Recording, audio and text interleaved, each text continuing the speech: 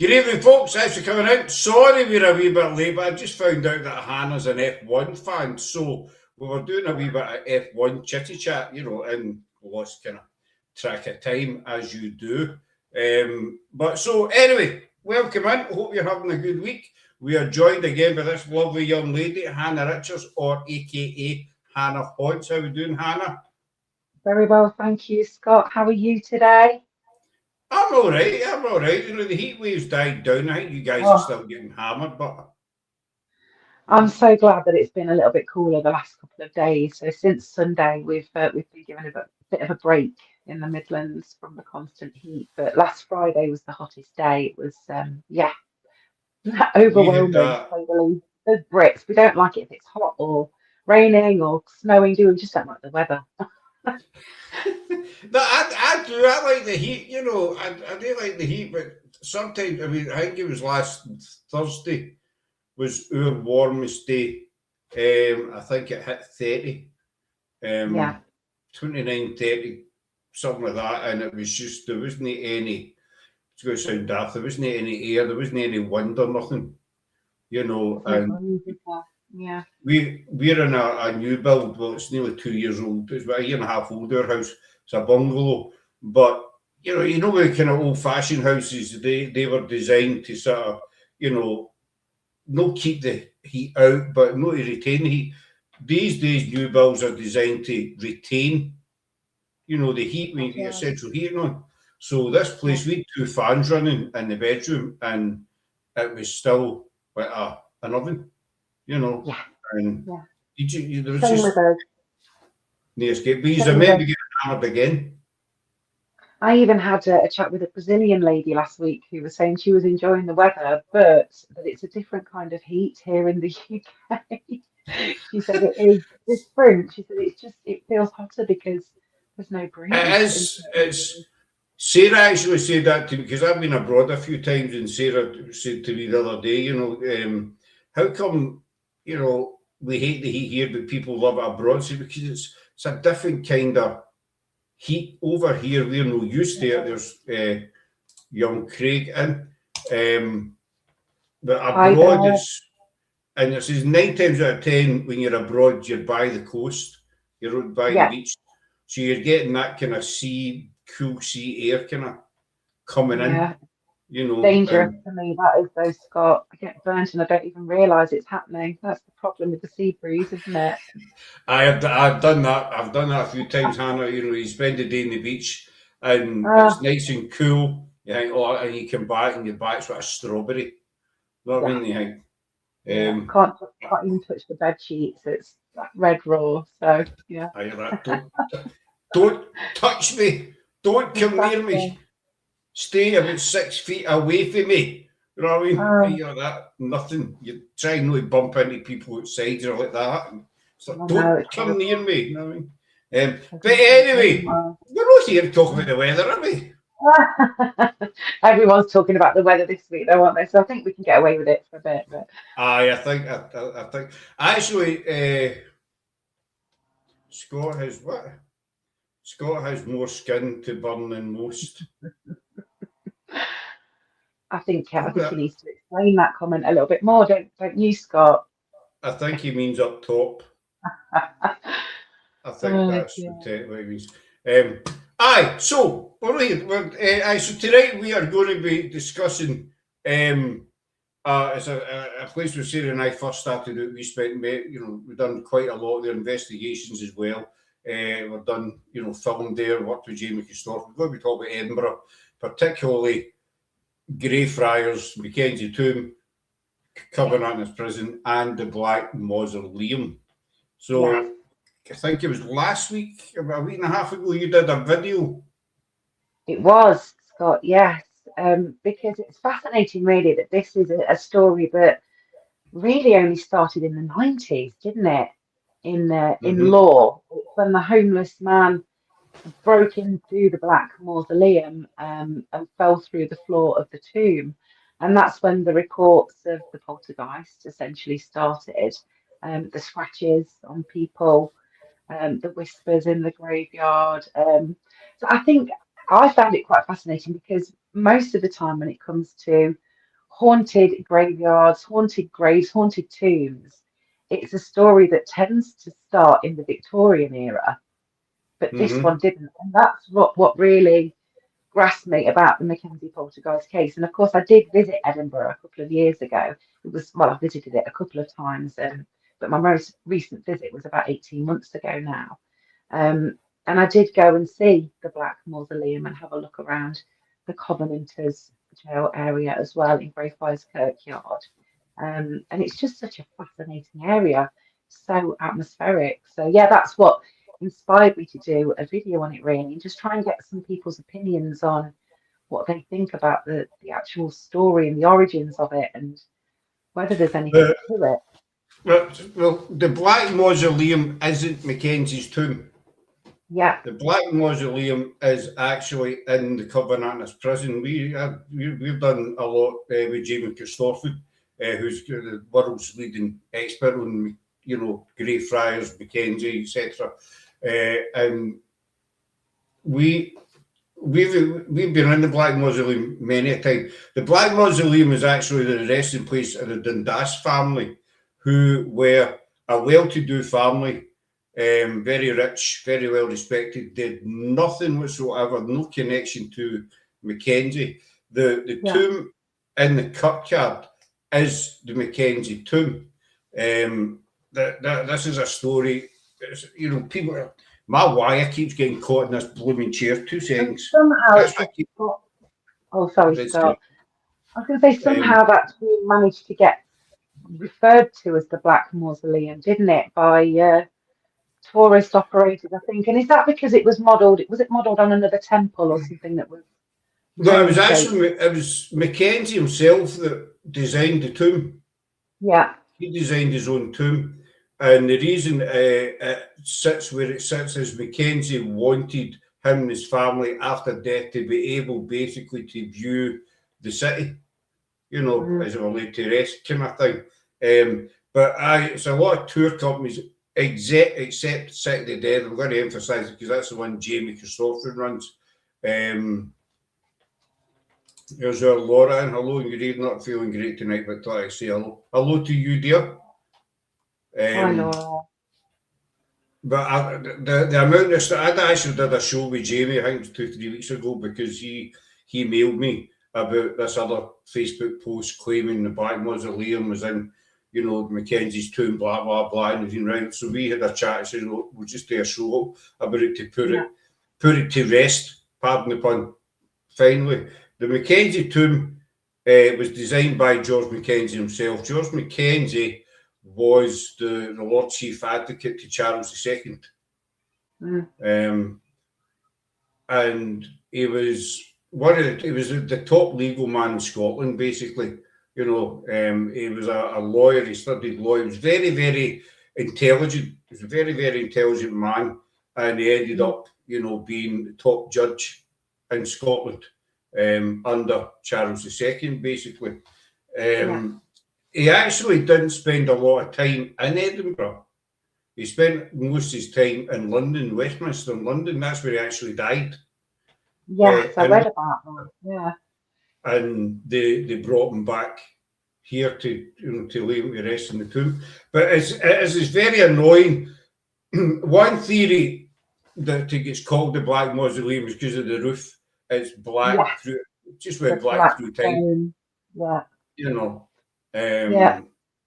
Craig saying he was a paper pusher. I think that it's just typical, really, that stories do tend to get mixed up over time, don't they? And it's what gets written down that survives. It's. I know we've spoken about survivorship bias before, but it's the most popular told version of the story that survives. And that's because it attracts people, it attracts visitors, tourists, That's right, and it's accessible, isn't it? That particular tomb is accessible, whereas the Covenanters jail is completely locked off now, isn't it, to the public? It's locked off. City of the Dead tours are the only ones with access to it, and they do tours inside it, usually at night. But you can't access it at all during the day, can you? Which is a real shame. we've been. I've got quite a few photos. We've been out quite a few times with Jamie, just sitting chatting, you know. But I say George Mackenzie, you get all these different stories, and I mean, I'll be honest, when Sarah and I first started out, we'd read the internet, we thought George Mackenzie was a bad man, etc., etc. But once we met Jamie, and we had him on the show, and we were through in Edinburgh, spent a lot of time with him in Edinburgh, chatting away, then we saw that the actual story, the true story, is totally different from what people write, what people print, what people tell you, It was actually, George Mackenzie actually defended a witch. Well, he defended a woman that was accused of witchcraft, and he was actually responsible for the abolition of the witch trials in Scotland as well. Which, ourselves included, we didn't know that until we met Jamie. But it was actually him that was behind the abolition of the witch trials. So he wasn't a bad man. The survivorship bias, isn't it? I mean, getting that nickname, George Bloody Mackenzie, or and also, I do think it's a case of sometimes just trying to find someone to blame for things, isn't it? The same goes really for if there was actually any truth behind some of the alleged activity that's been going on in that particular area of the kirkyard. Why blame poor old George? What about the thousands of Covenanters that had suffered a terrible death in that very area? Would it not be more likely that they would probably be the ones that were haunting that particular area? And what started being George getting blamed for the Mackenzie poet? Well, I mean, the name Bloody Mackenzie, it wasn't given to him until 120 years after he died. Yeah. Then he became known as Bloody Mackenzie, which is totally untrue. But the Mackenzie Poltergeist, it was actually Jan Henderson, who owns City of the Dead Tours, wrote a book. There's over 3,000 documented reports of attacks in the Covenanters prison. That's the reason it's actually locked off, because the amount of attacks, people fainting, getting pushed, getting scratched, bruised. The Edinburgh City Council said, there was 11 ambulances called out to, the Covenanters for people just collapsing, no fainting. The allegations against the poltergeist are violent in nature, aren't they? Exactly. And around that area as well, this is why I say it's much more likely to have been probably the thousands of victims that did actually suffer and die there. See, I've got a theory about it, which we will come to. But so see, Jan Henderson, he decided to write a book about the attacks in the prison, and the book was called "The Ghost That Haunted Itself." And he had to give the spirit entity, whatever you want to call it, a name. So he decided to call it the Mackenzie Poltergeist. And that's where it started off. But I mean, people have this image of George Mackenzie as being a bad man. As I say, what people tend to forget or choose to ignore, that is the fact that Mackenzie, he was the top judge in Scotland. So, like I say, the Covenanters, after the Battle of Bonnybrig, there was 1,200 Covenanters rounded up and herded in to Edinburgh into the Covenanters prison, which was just a big mass of fields. There wasn't any tombs there back in that time. So they were just basically put in these fields and left to await their fate. And the harsh Scottish weather through all of it. Exactly. Some of them died through hypothermia, exposure, starvation, disease. In many ways, Scott, it would have been better down a dungeon, wouldn't it, than being behind those bars exposed to all the elements. But it would have been a horrible way to die. Awful. But so what people tend to forget or choose to ignore, whatever, is that Mackenzie, he was under the rule of Charles II. Now, these people had already been found guilty of treason. You know, they were Covenanters, they were guilty of treason. There was no question about it in the king's mind. So, you know, they were found guilty without a trial, basically. And so Mackenzie was given the job of dealing with them. He never found them guilty. You know, that he had nothing to do with that process. It was the king. And so Mackenzie was put in a kind of bad position because, you know, if he'd went against the orders of the king, then he would have been done for treason. Yeah. You know, and back then there was two penalties, well, treason and high treason. The penalty for treason was beheading, high treason was hung, drawn and quartered, as you know. So he would have suffered one of them if he hadn't. And plus also his family would have lost their house, maybe their lives, you know, they would have been thrown out the street, basically.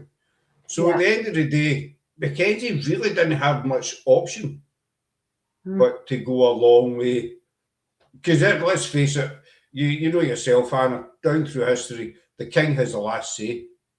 Oh, yes, absolutely. You know. And like I said before, Scott, there's a reason why history is called history. It's his story at the end of the day.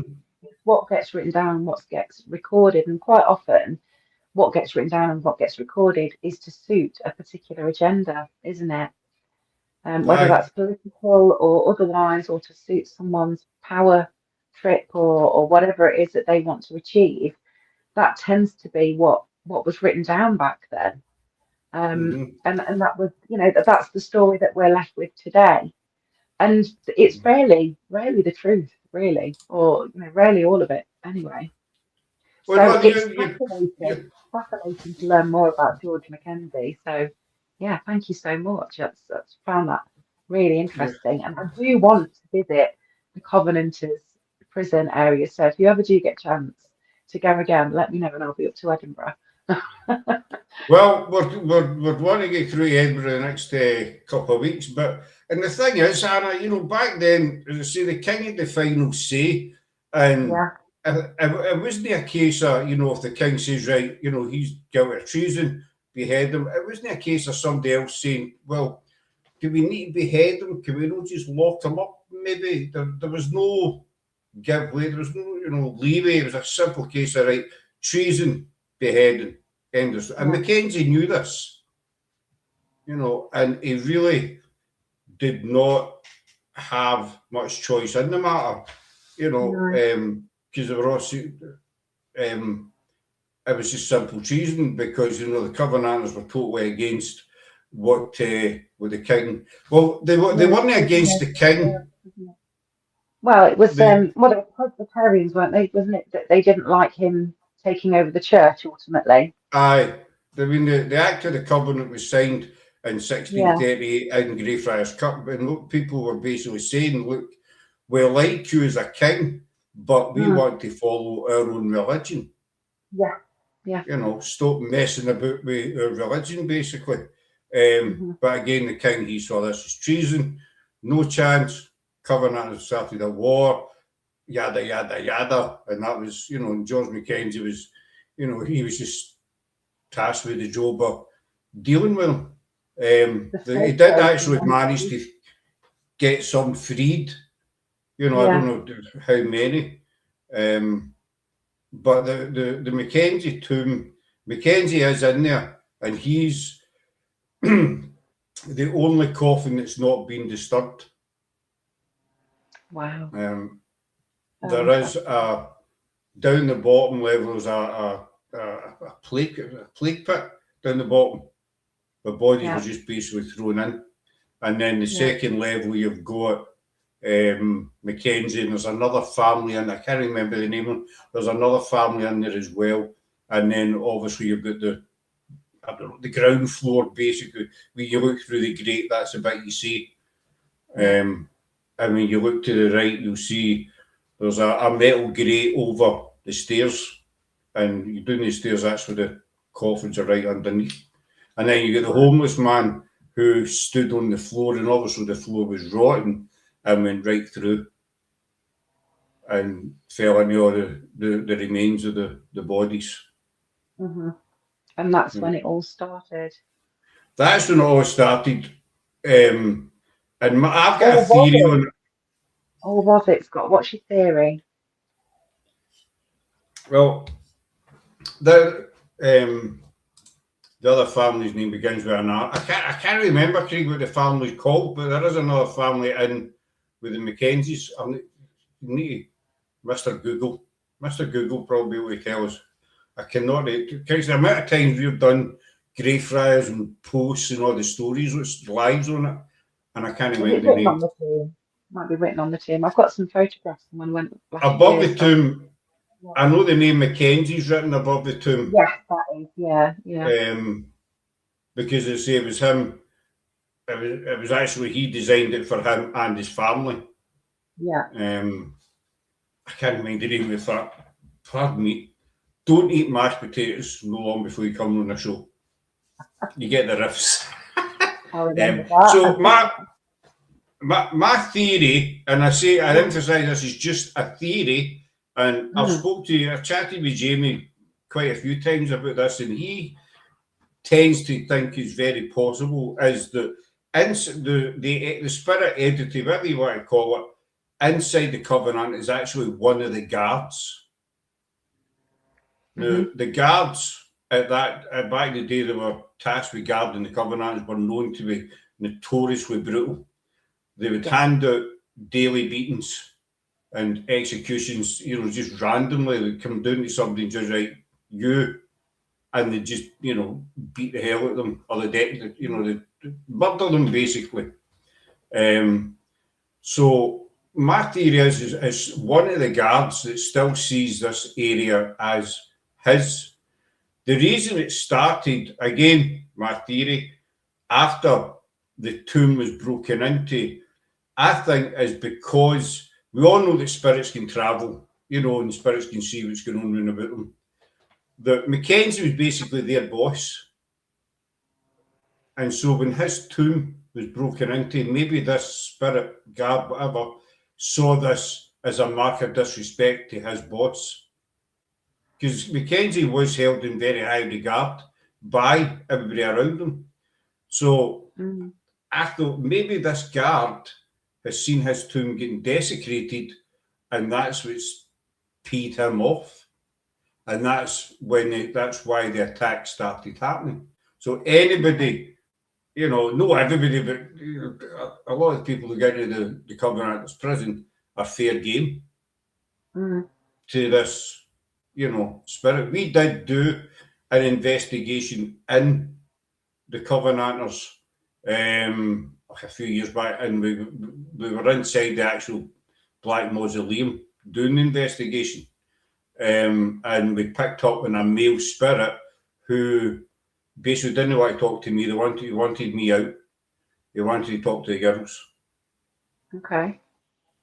He wasn't interested in talking to any males. I can't remember if I was the only male there. I can't remember if Craig was there or not. I know I was definitely there, but he was only interested in talking to the girls and no me. So, as I say, Hannah, it's my theory that it's one of the guards that still sees this area as his. It would certainly make sense in terms of some of the violent activity, the bruises and the scratches, that sort of thing, that it could be one of the aggressive guards that's coming back to guard that area, perhaps. But yeah, I haven't really thought of the connection to the tomb that way. I wonder if the guard, I mean, you said there's another family that's buried in that tomb as well. Could one of the guards perhaps have been from that family, or even buried in the tomb with Mackenzie? Because I guess we don't really know the names of the people that would have been the guards in the prison, do we? Is it recorded anywhere? Maybe it's something. I'd need to. I've got Jamie coming back on in a couple of weeks. We're going to be telling the truth about the Edinburgh vaults. I need to talk. I can mail Jamie. Yeah, I think it'd be really interesting to try and uncover the names of the guards from the prison, just to see if there was any connection to the family in that tomb, perhaps, or any other connection. The other thing that I've thought about, Scott, is that the activity didn't start in the 90s at all, but it was probably happening for a lot longer before, going on for much longer before that.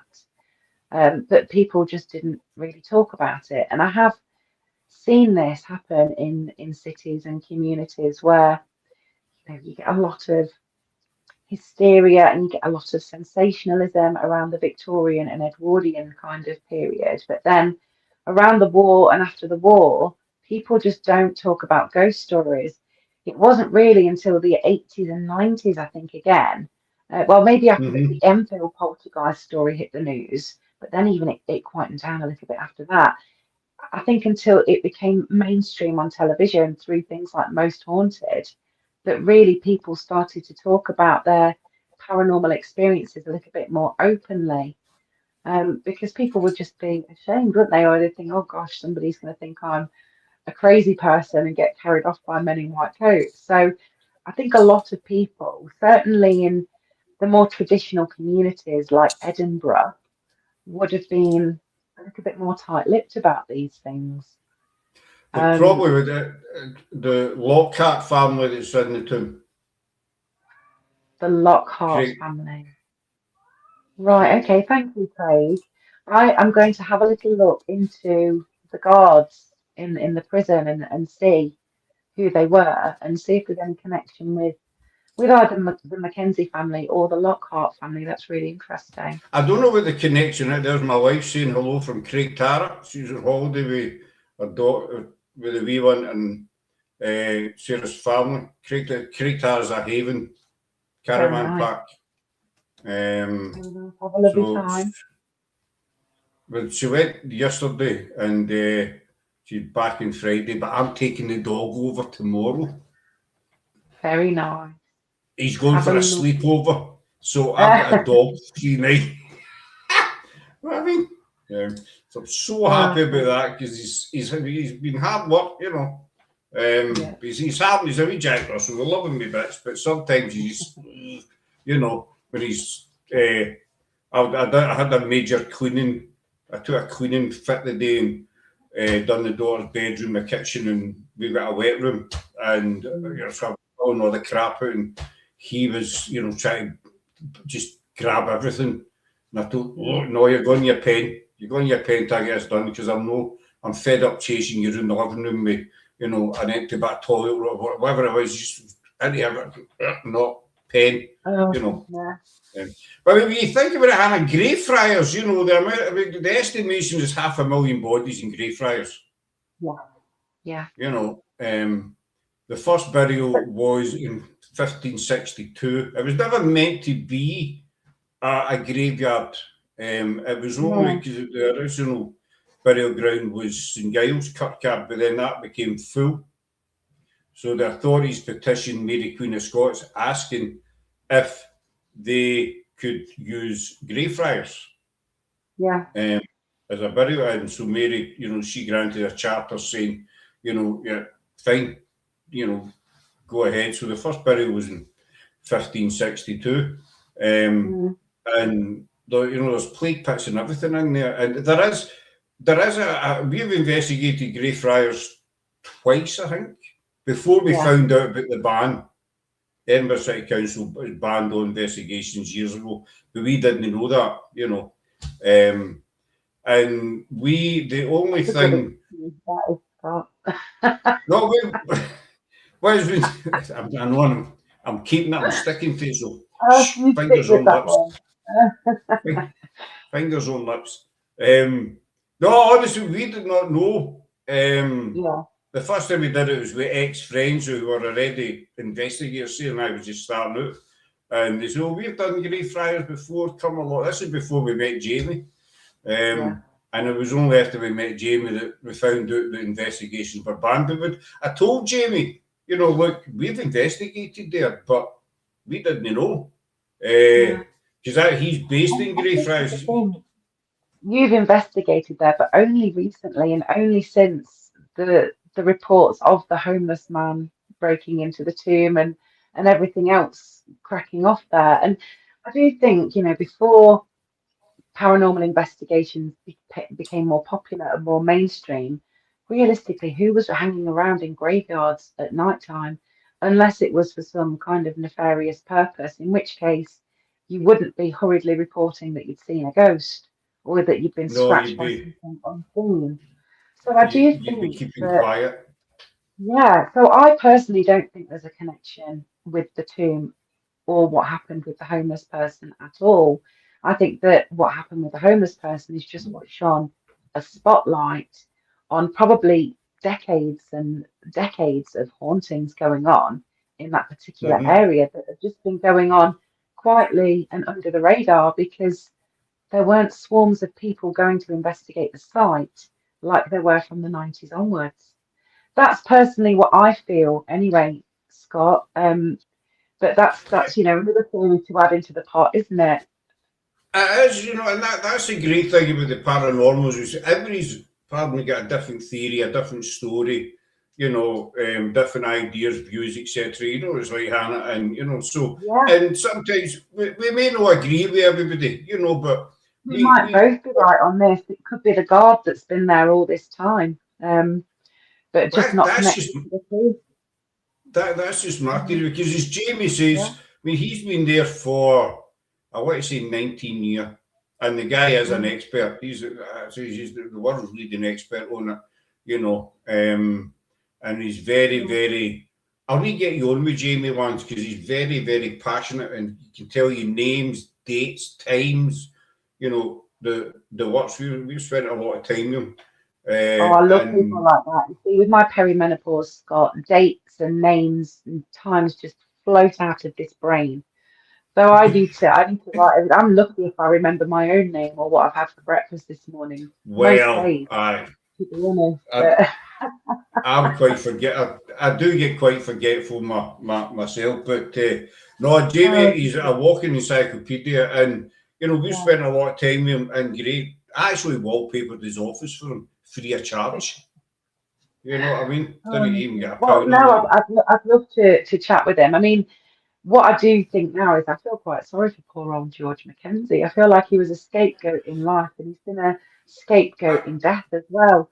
So blamed for what happened to the Covenanters, and now he's being blamed for thousands of reports of people getting injured in a kirkyard. But So that's it. next time I come and visit Greyfriars, I'll be saying, sorry, George. I hope you're I okay. sorry, Sir George. But I mean, see Yeah, that's the thing, As I say, Jamie's been there for about 19 years, and he's been there day and night, all different hours, in the middle of the night, etc. And we says to him a couple of times, has anything ever happened? He says, no, nothing. And mm, he's walked through that kirkyard thousands of times in the middle of the night and stuff. There is, yeah. yourself, there is I don't know what to call it, an atmosphere, but you do get a certain feeling when Oh, you walk there is. into Greyfriars, as if you're There's an stepping back atmosphere in during time, the day.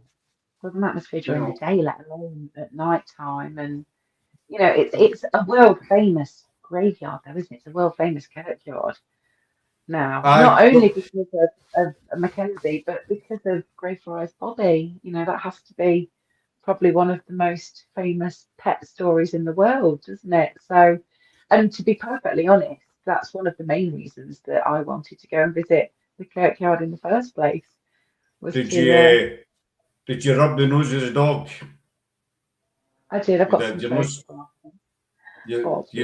I got to get some luck. I'm going to tell you now, you're not supposed to. Are you not? Oh No, no! Don't tell me that, Scott. Well, it's not done you're anything not but good. supposed to, because you're I've actually had nothing. damaging it. I've had nothing but luck Jamie, since. Jamie spoke of this thousands of times. It really gets up his nose, basically, I'm You'd being think there'd be polite. like a sign or something, wouldn't you? But there isn't. Well, you see, I says that to Jamie. I says, why don't they put some kind of wire Okay. fencing around it or something, Or if just you to just put a protect it? sign up saying please do not touch, then people wouldn't touch, would they? Well, I Well, wouldn't. in theory, but I mean, you get maybe Chinese, Russian, or whatever tourists, they can't read Yeah, that's English. true. If they can't read it, Whereas if they they put a still kind need to of protect it then in that case, don't they? Definitely. if they put a kind of wire fence round it, maybe, Yeah, or definitely. That would protect it. Just make electrify, it obvious. Electrify. electrify the fence. It People was would just an probably still idea. get through that Scott, if we wanted to. Don't touch the road. I warned you, don't touch it. Just need to make it I obvious, would, don't they? I was standing watching that, people getting fried. Told you Put don't some touch the guards roads. around it with spears or something. But you're actually not allowed to touch you're not supposed to touch the dog because it's damaging the monument. See, that's another story as well. People say, the dog's grave's inside the Kirkyard. See, it's not. There is a headstone as you walk Yeah. in, and a lot of people believe that's the dog's grave. And that annoys me because, they'll go into grave rites, we visited the grave of the dog. So they'll go away and they'll tell their family, their friends, who'll tell a friend, who'll tell a friend, and the story just spreads. Where the dog's not buried in the Kirkyard because basically animals weren't allowed to be buried in consecrated ground or in the same area as people were. So the dog is actually buried about 200 yards. When you're standing facing the Kirkyard, you see, I'm going to get this wrong. I know I'm going to get Candlemakers Row, the street that goes down the hill. The dog's actually buried there, maybe about 200 yards from the gate. And this was, that was a kind of legend, but it was strengthened back in the late 1800s when workmen were digging there and they found the remains of a dog. Oh, bless. But no, it's his master that's buried in the Kirkyard, isn't it? Not Bobby himself. Well, that's another thing. I might be wrong, but I don't think he is. Do you not? See, this is another way. A misconception. This is another thing, how things get so twisted. But I mean, the history is so scarce around these things, the actual archaeological records.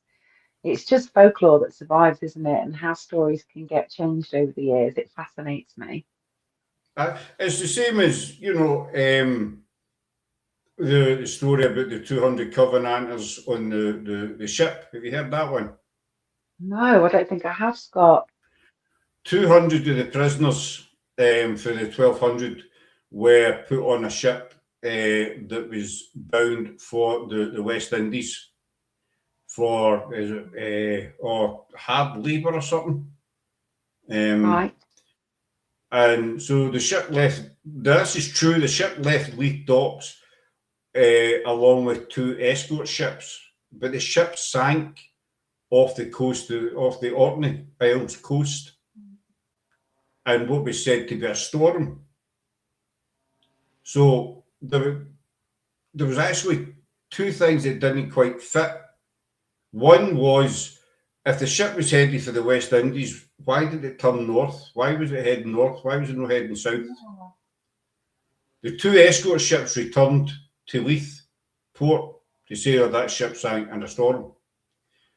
Hundreds of years later, divers found the wreck of the ship, and they says that there was what looked like cannonball damage to the actual ship. So it's more than likely that the escort ships the ship was never headed for the West Indies. No, it was taken out to get massacred. Yeah. Aye, the escort ships were ordered at a certain point turn into the Covenant ship and sink it. It was a big PR stunt. Mackenzie get blamed for that, but it was actually the king that ordered that. He ordered the 200 prisons. George, George, he get blamed. It was George Mackenzie. He ordered the execution. No, he never.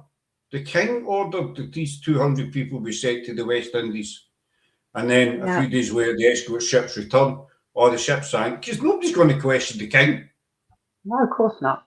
Well, if you did, you're going to go and say, right, Charles, okay, Charles, you might tell me why that ship was up there and not down there. Nobody's going to, And because it's the king, they're going to believe him. So, yet again, it's another story that's put against Mackenzie. Yeah. But and I feel really sorry for him, Scott. Like I say, scapegoat in life, scapegoat in death. Pretty much everything. If there's something to pin on someone, let's pin it on poor George. I That's mean, we were the exact same, Hannah, hard when we work, isn't started it. You know, we read the stories and stuff, and we believed it was a bad guy and that. But then, when you actually start talking to somebody that knows their stuff, and then you it? start to read, you know, to go and research it properly, then you realise, look, no, we've got it all wrong. But it's still amazing to this day the amount of people that claim to be, oh, I walked through Greyfriars and George Mackenzie attacked me. Exactly. Why not? Yeah. You know, Yeah. there's no there's no documented evidence that Mackenzie still roams Greyfriars. You know, No. there are spirits that roam there, but obviously there are about 500,000 people in there, so it's bound to have some kind of, you know, amount of spirits in there. But it's no George Just how Mackenzie. stories start to evolve, isn't it, over time? And like I say, I'm pretty sure that this haunting would have been going on long before the homeless person fell through that tomb. And it's Aye. just through the book that ultimately the name Mackenzie has been pinned onto it, and George has become the scapegoat again. But I mean, I find that happens quite a lot throughout history, though, doesn't it? Stories get twisted, people get blamed for things, or we begin to we learn one version of events, but then as science and archaeology evolve, we start to get a different insight into things. Um, Mm-hmm. recently, the whole, well, not recently, it's been a few years ago now, but finding King Richard III buried under the car park in Leicester. And, the two princes who were discovered in the tower. Richard III, for all these years, was built up as this demon king, really, who was an evil man who killed his nephews, and went on a Mm-hmm. rampage across the country. But there's another side to that story that perhaps he wasn't that person at all that we've been taught about and taught to believe throughout history. And it's the same with George Mackenzie, isn't it? And I do think that, very much with Richard III, I think it was just the whole propaganda that was built around the monarchy that wanted to shine a light on Richard III in that particular way. And I wonder if it's the same as well, to some extent, with some of the other stories that we see, and maybe with the whole Mackenzie thing as well, taking the blame from one person and putting it onto another, creating a Aye. villain. It's very much like the king created a villain to cover his own tracks. Aye, as you say, Mackenzie was just basically carrying out the orders of the king. Otherwise, he would have been on the scaffold as well, possibly his family. So Precisely. he wasn't. But to the As I say, people who were there, Mackenzie was the one that was dishing out the orders and did they everything. didn't. They didn't see the story behind the actual story behind the story. It's the same as I mean, it's the same as Henry VIII. You know, which Yeah, we've covered many times. You know, he was seen to be, in later life, this tyrant, this just evil, such and so and so. But in actual fact, it could have been a brain injury. You know, for his yeah. jousting accident in It could have been from the 15. field of the cloth of gold. Yeah, You know, yeah. I heard about that as well. That was when he got the jousting accident in France, wasn't it? In the battle. uh, and and people say that he changed after that. So Yeah, could it been, I don't know, temporal lobe or whatever? I'm not a brain surgeon, but you know what I mean. You know, yeah, yeah. certain Because the head stories of injuries. Henry VIII before that were of him being quite a valiant, happy, vibrant young man, weren't they? But then Yeah. after the field of the cloth of gold, I think it was, he did change considerably and become power hungry, tyrannous. Aye, so it's a total So different yeah, personality switch. So, yeah, you know, total the, personality change. they now reckon that it was some kind of brain injury that caused it to happen. So, I mean, yeah, Yeah, so I mean, he's painted to be the bad guy. Don't get me wrong, he did have his bad side. You know, I mean, he executed two of his wives. yeah. I mean, he You know, might have beheaded a few people and divorced chopped some. the church in order for his own gains and all of that, and dissolved several monasteries and killed lots of people. But other than that, he was all right. So that Aye, was it. He did. He did. He started off all right. You know, he started out when he was 18. You know, but he did have a couple of blemishes to his characters, I would say. Just a couple of flips along the way. That's all. Mr. Yeah. Mr. Mr. Popular, you know what I mean? But I mean, you might agree, Francis. We've investigated there, and a couple of things have happened. One was Sarah gets scratched in the Mackenzie tomb. I'm not saying it was Mackenzie, you know, that's not what I'm saying, but she got these scratches on her arm. And we had a phone, our phone was sitting on a wee ledge at the side of the tomb, and the phone, I need to do that way. So imagine that sitting flat. The phone turned full circle very, very slowly. Sarah and I just sat and watched it. I think we filmed it maybe. And the phone just very, very, and it was the stone was dry, it wasn't wet or slippy or anything like that. By the phone just turned round. At the side of the a wee ledge at the side of the tomb. There was another time we were in front of the tomb. I think it's just coincidence. And Sarah was standing, and she could. Now this was late at night because we used to go to Greyfriars. It's stupid o'clock basically. We'd be sitting in the house at maybe 8, 9 at night and think, "Do you want to go to Greyfriars?" And that's about an hour and a half away for us. Aye, let's go. So it was like sometimes it was 1 or 2 in the morning. We'd turn up in Greyfriars because it's open 24 hours a day because it's a thoroughfare. So we would just take it on a whim, and go. And it was late at night, and Sarah was standing at his headstone, and she could feel this heat coming towards her. I think it was around about March, April time, so it wasn't summer. And so I stood in front of her, and she says the heat disappeared, but I felt what I can only describe as a male standing behind me. Seconds, that's what it lasted for.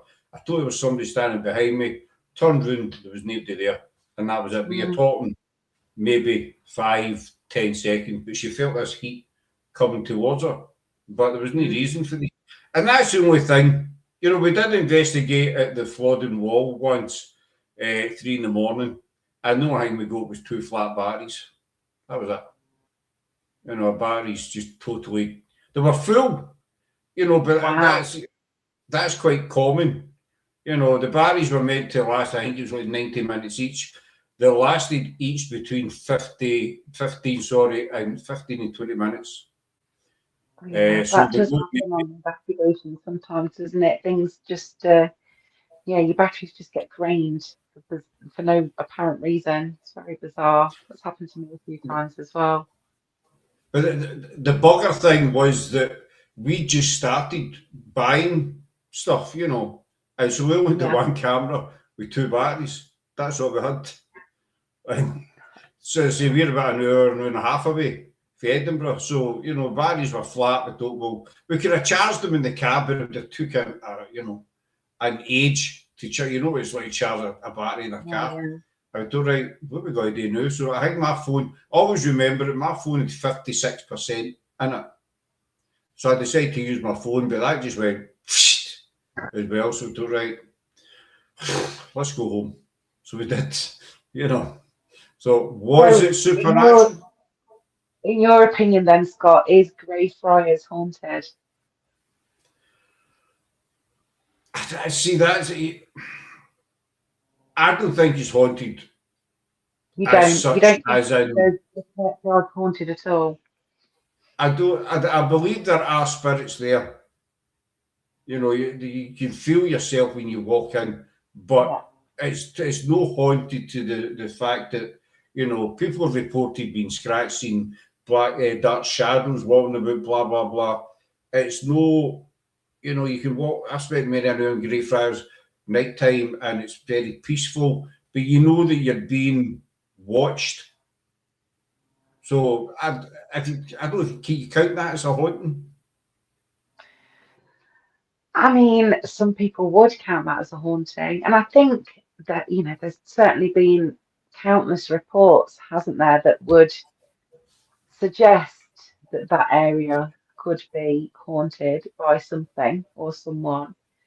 It's I've never investigated it myself. I've visited and I have felt the atmosphere there, but never had the pleasure of investigating it yet. And probably never will, like you say, because it's forbidden now, isn't it? Which is a shame. But I don't know really. Is it haunted?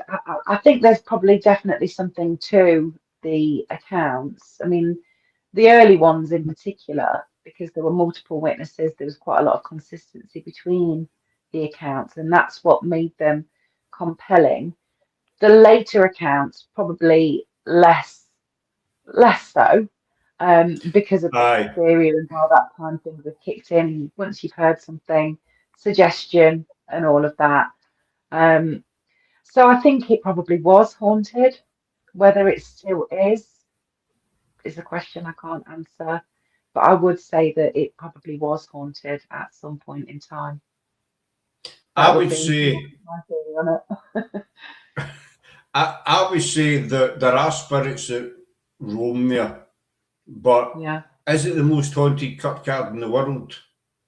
That's I don't know. It's that's sort of for debate. I don't know, but it's an amazing place. There's definitely loads, tons and tons of atmosphere there. yeah, Another strange thing that happened to me in there. No, I'm not saying this is paranormal, but I used to I used to just take day trips to Edinburgh, and I've just jumped when Sarah and I were together. I've just jumped on the bus go through to Edinburgh, but I always had to go to Greyfriars. It was just this draw, even if it was for 10 minutes, I had to go in and One day I was there and it was like 1 in the afternoon, and it was a beautiful day. I was there one, 2 in the afternoon, and I sat down on one of the benches just beside the actual kirk itself.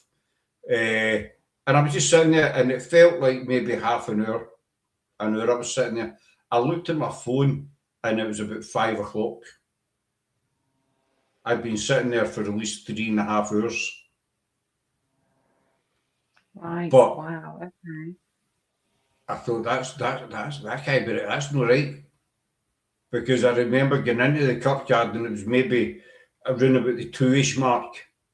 And I looked at my phone. I thought, geez, I need to move. I need to go and get my bus.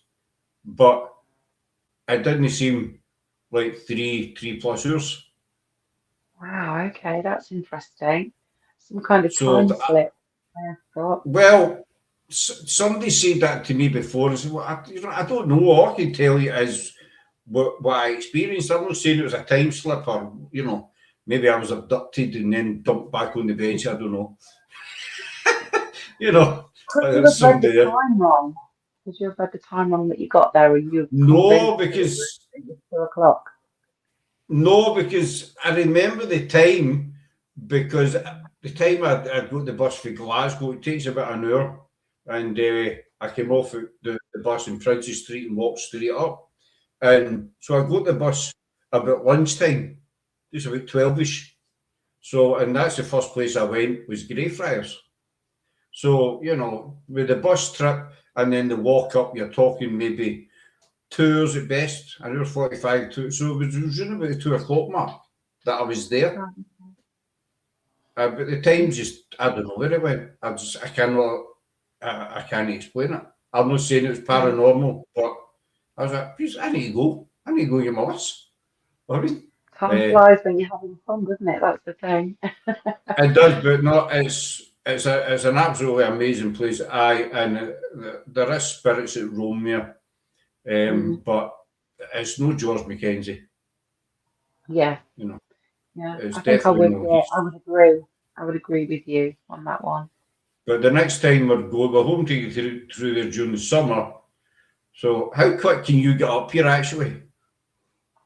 Probably be August onwards for me. I think, Scott. I've got a charity music festival that I organise every year that's taking Because place you at do the your end of singing as July. well. But I I need to do. get you to It's do a next wee. month. Oh, I need to don't know get you to about sing a today. song. I'm approaching my 16th hour of work today, Scott. I've not had a minute, so Probably not tonight, but yeah, do No, you not the either? night. No, I don't. I don't mean the night. I mean, because we're going to be doing. I don't know if we said it before. We're going to be doing. I don't know if I told people what I mean. We're going to be doing regular shows. You know. Yeah, Um. So yeah, no, I don't mean the night though. I mean, well, if you're free in August, then we can arrange to meet up in Edinburgh, and I can speak to. I can get hold of Jamie.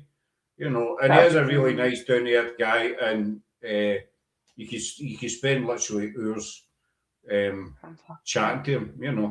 Yeah, So you no, get that'd be there great. about any more questions about Greyfriars before we move on to your new book?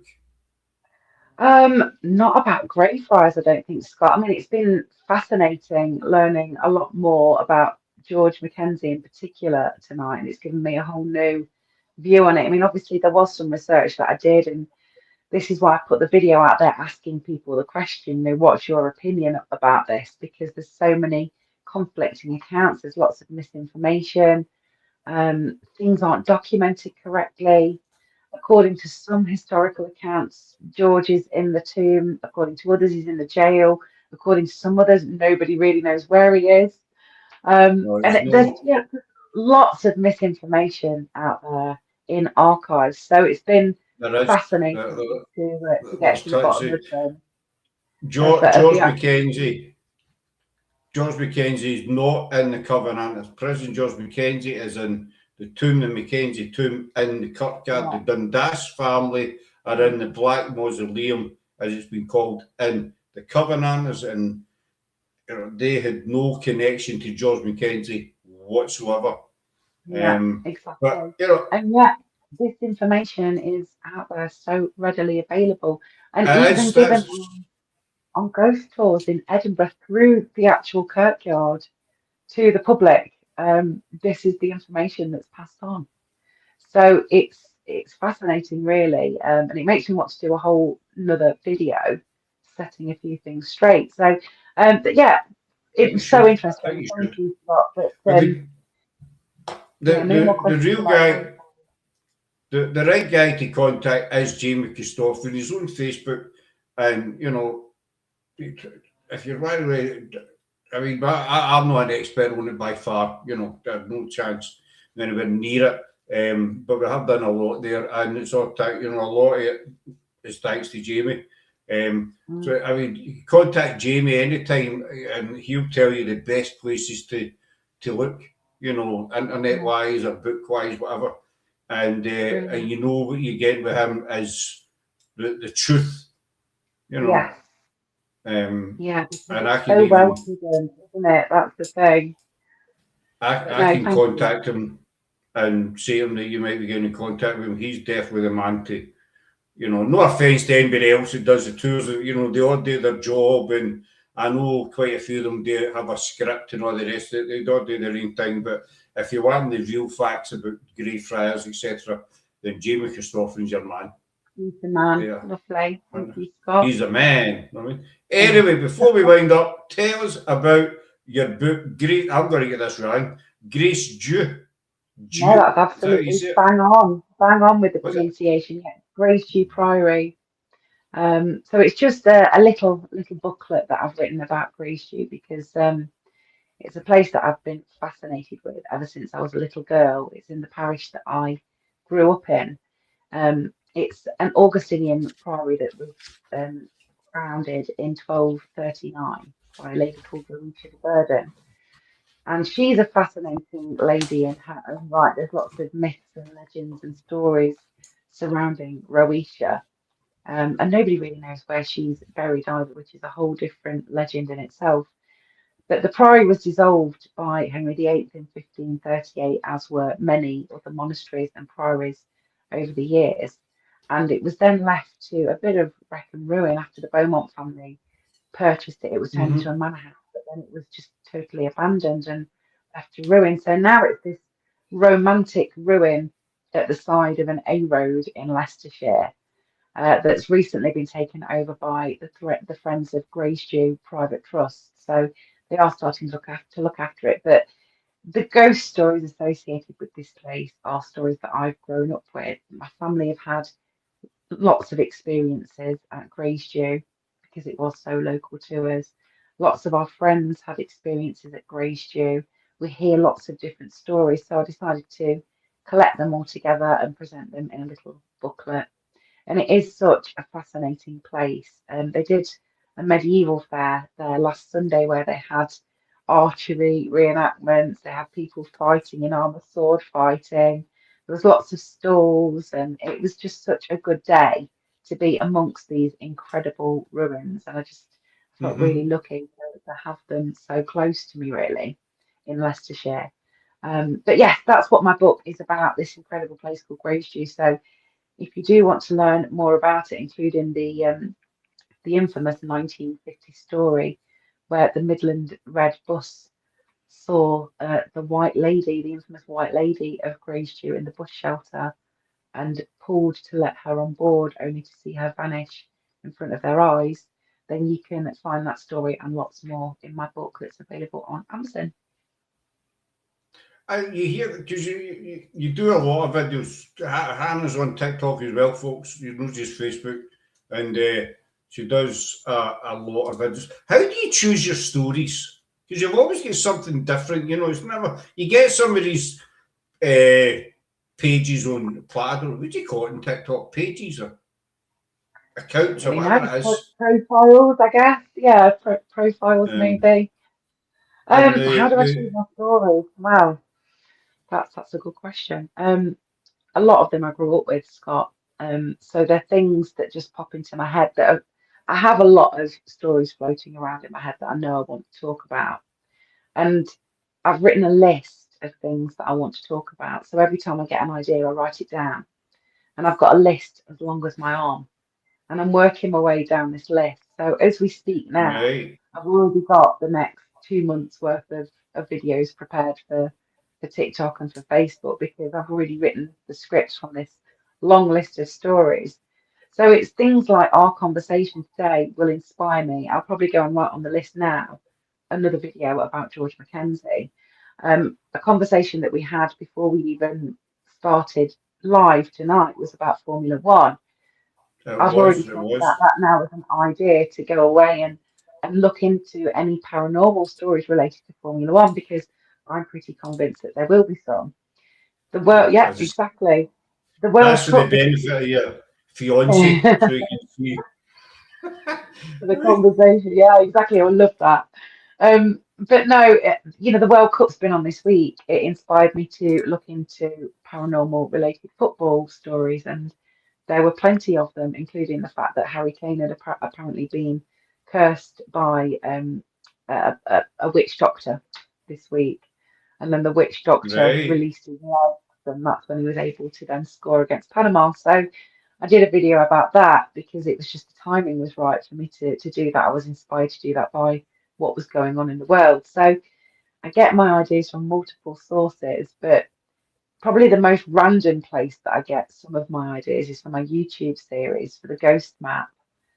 So I've got a Hmm. brand new long form series on YouTube where I just let a random map coordinates generator generate some random coordinates somewhere in the UK, and wherever they land, that's where I start to research all of the history, the dark history, the folklore, the legends, the ghost stories, the myths attached with that particular area. Right.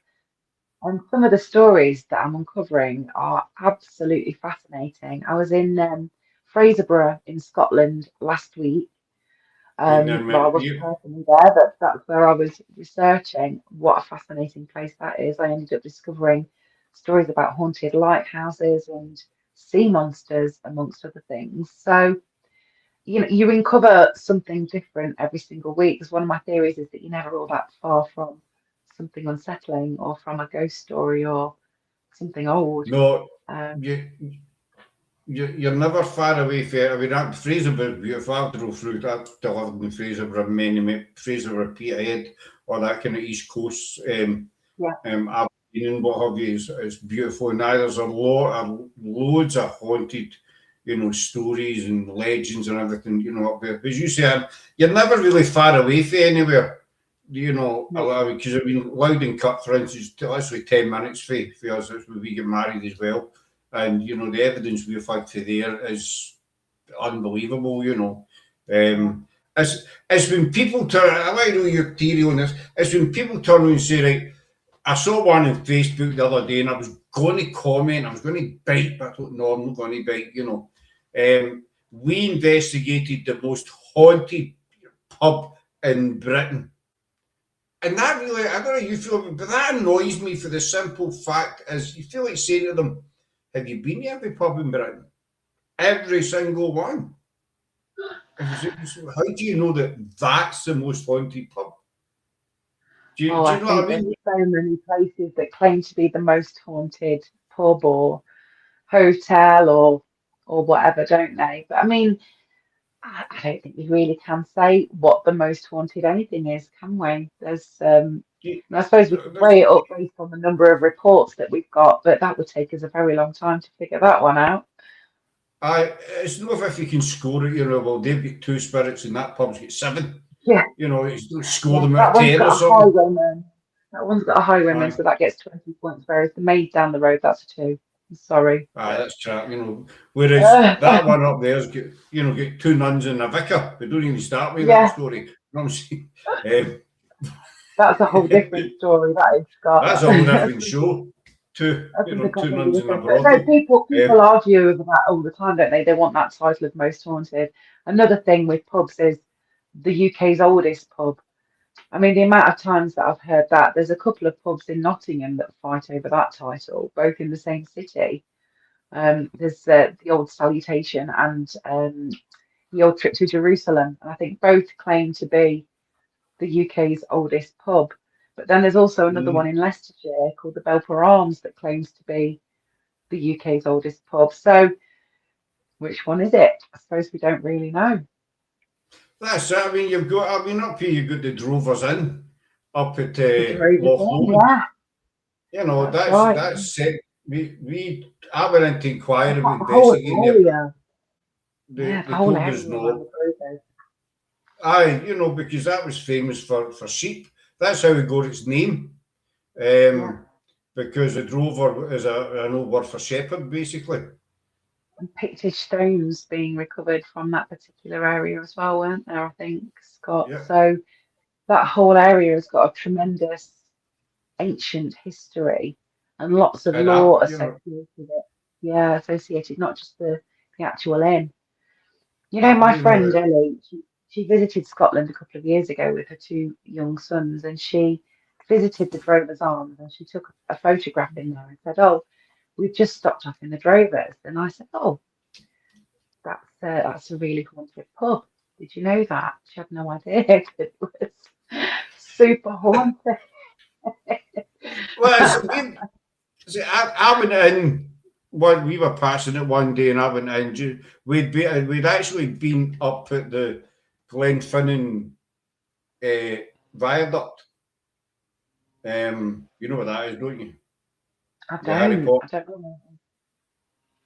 I don't. You know, have you watched the Harry Potter? I'm not a Harry Potter fan, but I've seen the films. Right. Now I'm with you, Scott. I know what you mean now. Yeah. Well, it was Sarah and her daughter, because they're big Harry Potter fans. We'd been up at, where have we been? We've been up north somewhere, and somebody suggested going. We were about an hour away from where we were about an hour away from it. And I said, "Oh, can we go up? We go to the viaduct." And so we went up and we saw the Harry Potter train. You know, it goes over every so often. We saw the Harry Potter train going over and what have you. And I was on the way back from there that I thought, I'm going to jump in here and ask. So I went in, I don't know who I spoke to, some lassie, and says, "No, we don't do investigations in here anymore." I thought, right, fine. But since then, you know, there's been quite a few investigations in there. I thought, well, you know, do I smell or something? You know, if I'm not the right look or something, you know, am I too handsome maybe to come into a restaurant? That's what it is. Too much of a threat. That's basically, you know, they're scared that the spirits saw this handsome devil and thought, "I'm out of here. I'm going with him. I'm going back to Kilmarnock. I'm going to stay with him." You know, but that really gets me when people say, it's the most haunted pub, it's the most haunted house. You think, no, it might be, but you can't Gotta say say, that, you one know. of the, or some of the, not the. I mean, you've got, like I say, Kirkyard, they say Greyfriars is the most haunted Kirkyard in the world, And I say, we've investigated, didn't get much. And I'm not saying that, other teams don't get more than us, whatever. Every investigation's different. But I mean, take Loudon Kirk. The activity, I mean, we've had 5 different teams in there, different times. And the amount of, and it never ever lets us down. And you think, well, could this be the most haunted Kirk? Maybe. And we've been to other courtyards and get saw dolls. So, it's like Hannah, but it's just when you get that most haunted place in the world, you think, oh no. Once you've visited every pub, then maybe you can say something, but as you say, it's for views and clout and stuff like that, So where can people see your book? Find it. Start again. Get your book. It's available on Amazon, Scott. So it's available on Kindle, and you can also get the paper book on Amazon too. And I'll be doing, if anyone is local to Leicestershire at the end of August, on the 29th of August, I'll be doing a book signing at a new horror shop that's opening in Passage Yard in Ashby de la Zouch in Leicestershire, called All Things Horror. So I'll be there doing a book signing with all 3 of my books. And I have got another 2 that will hopefully be released by the end of the year as well. So watch this space with those. So you're quite a busy lady, aren't you? I mean, when do you find time to get married? I told you, Scott. I'm in my organise it. 16th hour of work today, and I rarely sleep. I think that's probably how I managed to fit so much in. But I have a happy life. What can I say? You're a night owl, basically. I'm a night owl. I'm a day owl. I'll sleep when I'm dead. Might as well enjoy my life. It's like the day, she's at Craig Tarby, the wee one, and I was up this morning. I'm bored. Sarah and Laura. I'm not going to give away my age, but I'm kind of 3 years old. I mean, and Sarah and Laura, I think it was last week, the week before, say they diagnosed me with ADHD. Really? And you flip from one thing to another all the time?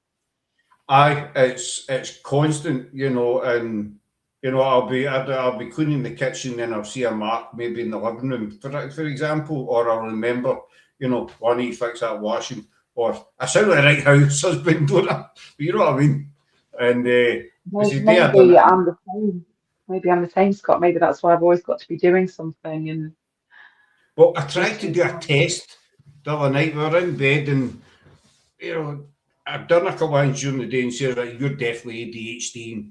So I googled test, and there was a test came up, but I get fed up with it. There was too many questions, and so there's a classic sign. This is what it's classic. Yeah.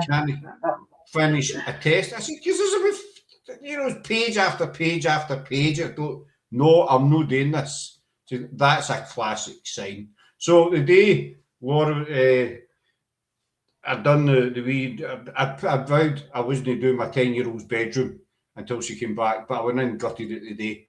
It was just annoying me, and I thought I need to go and clean that. And I'd done the kitchen, and I'd done all the wet room, and Laura's like, do you ever sit on your backside? See, well, when my knees bend, my bum touches the seat, but I can't sit still for too long. Are you like that? Oh, yeah. If I'm sitting still, I have to be doing something. I'm either writing or reading or do it. I can't just sit there. Even when I've got the television on, I'll still be doing something else that's productive at the same time. That's just how my brain is. Or you sit down, maybe, I don't know, you've had your dinner, you've done the dishes, and you sit down, you put the telly on there, right. Seriously, where are you going now? Oh, I'm just going to go and do that. Yeah. And then it'll be 5 or 6 times with me up and down on the sofa before sometimes I actually do settle down and start to write or start to read something. But I've always got to be doing something productive. And there'll be times when I like, go to bed and I'll be lying there and I think, oh, I've got to go and do that now. I'm the same. I'll be lying there and you go, it's the same when I used to go abroad, you know. I mean, my exes, they could lie in the sun all day, but I'd be sitting there like 10 minutes and like that. And you go for a walk. I'm not one for lying by the No, yeah, I'd give it a try, you know, I'd like it. You know, that kind of. No, manage a bit of time if I've got a really, really good book, but even then I'd need the shade because I'm a total vampire. I'm not that one person that looks for that tiny little inch of shade wherever I go. I don't look for shade, though. You know, if it's 1 year I went to Lanzarote and it was like 54 degrees, we were having a freak heat wave, and you couldn't even the shade. There was no relief. But no, I don't. I just have to walk about or get into the sea or something. You still get a tan, you know. You still tan, and the sun does return and say, right, I'm not tanning you because you're not lying down. You still got a tan, but it's like 10 minutes, you know, like that. Going for a walk. And then you come back and you're sitting there, right, I'm away again. It's just, so maybe it is ADHD, but no, I would say your mind's always going and you can't sit at peace and, you know, you're dead. It's like this. Somebody says this is a sign as well. I've always got a pen. I always play a book with a pen. But it's very, very rare I write anything, you know, during a show, but I'm always fiddling and moving about in my seat. I cannot sit just like that. ADHD or not, at least we're productive, Scott? That's the main thing. It is productive, but we'll start again. We shall wind it up there, dear. Because I know you're a very, very busy lady, and I've just noticed the time as well. I can't see the time from it. I've got a wee Sarah bought me this book. It's our wedding book. Oh, right. There's got pictures through the. Oh, lovely. You know, hold on. I'm going to turn this background off. There you go. That's the illusion of going. I'm not in a studio. I'm at the bottom of my hall. You know what I mean? It's pictures of the wedding and stuff. You know, because also we get married. We get married inside in a crypt. You know, so that's actually sits on my desk and it covers my clock. So I just noticed the time the other now. I hadn't noticed the time. You know what I mean? Time flies when you're nattering away, doesn't it? It does. You actually don't realise it, you know. So people can find you on TikTok and Facebook and Amazon and YouTube, pretty much YouTube, everywhere at Hannah Thorne or Hannah L. Richards on Amazon if you're looking for the books.